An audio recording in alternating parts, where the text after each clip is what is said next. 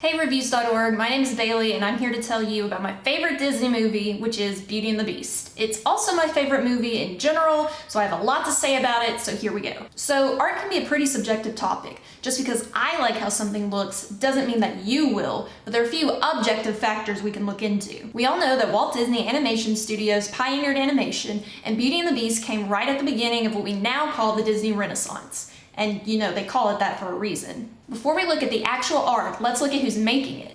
James Baxter and Mark Hinn, Glenn Keane, and Andreas Deja were all the supervising animators for Belle, the Beast, and Gaston, respectively. Now, if you're super into animation, some of those names might sound familiar, but if not, here's a small sample of some of the characters they worked on. Ariel, Aladdin, Jasmine, Jafar, Mulan, Rafiki, Young Simba, Scar, Quasimodo, Basil of Baker Street, Professor Ratigan, Roger Rabbit, Rapunzel, and Tigger.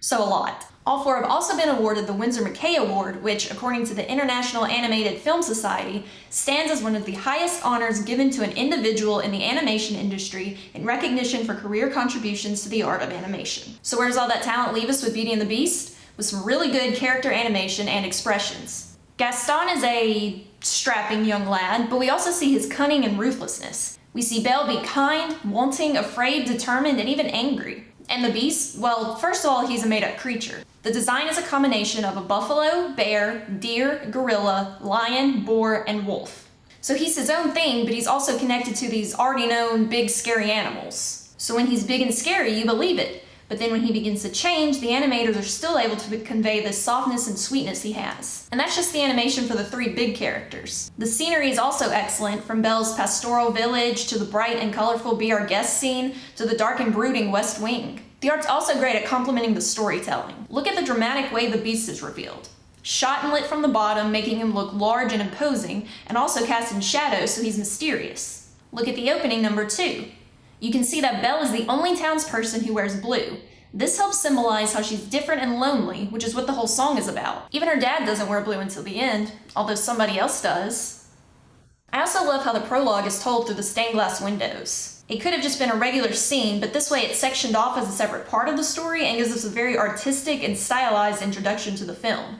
Okay, last art thing, let's talk innovation. One of the most famous scenes in Disney history is the ballroom scene, and it's famous for a reason. To create the illusion of a camera swinging around and following Belle and the Beast's dance, the animators used CGI to create the ballroom background. This is one of the first times an animated movie had really used computer generation, the first true moving background for Disney, and the first time they had also used 3D rendering.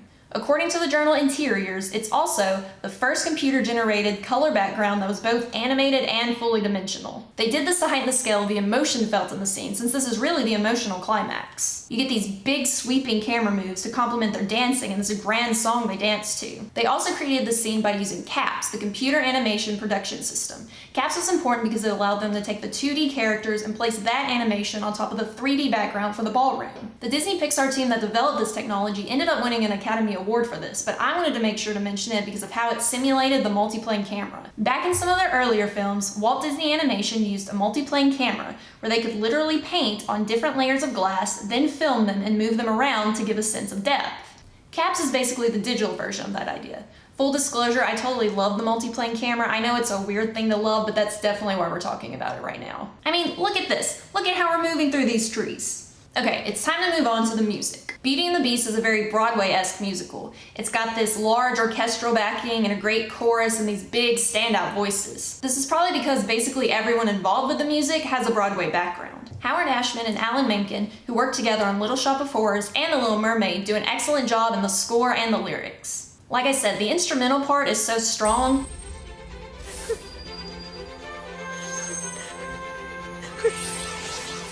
And then the lyrics are a mix of beautiful, I want adventure in the great white somewhere. I want it more than I can tell. funny, LeFou, I'm afraid I've been thinking. A dangerous pastime? I know. and clever. We don't like what we don't understand. In fact, it scares us, and this monster is mysterious and please. Then you back it up with all these strong voices like Paige O'Hara, Robbie Benson, and Angela Lansbury. Side note, apparently Angela Lansbury didn't think her voice was strong enough to sing Beauty and the Beast, and then they convinced her to do it one time and she made everybody cry.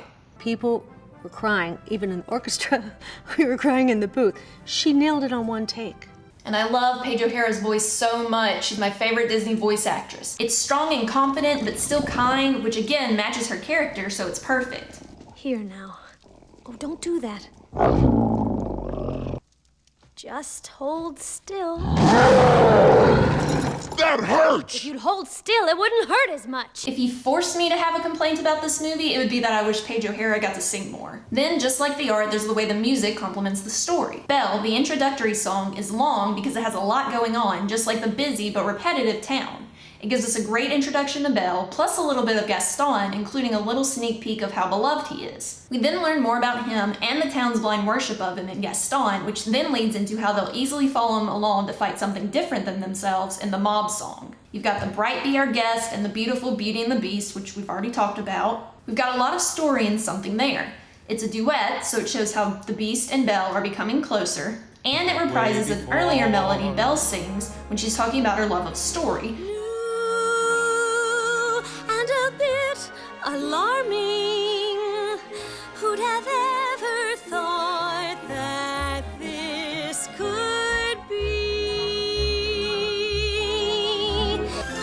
Oh, isn't this amazing? It's my favorite part because you'll see. Showing now the Beast is something she's starting to care about too. And by the way, in those lyrics from earlier, Belle talks about meeting Prince Charming. But she won't discover that it's him till chapter 3. And that's it, guys. That's the story. That's the movie we're watching right now. That's what happens. Okay, last part. I've talked about how these things boost the story, but now let's talk about the story itself. Our two leads are clearly established in the beginning. Belle, who loves stories, wants her own adventure, and is an outcast, and then the Beast, who is a selfish prince who judges quickly and harshly based on appearance. Throughout the story, Belle finds fulfillment. She gets her own adventure and finds someone else who is an outcast like herself.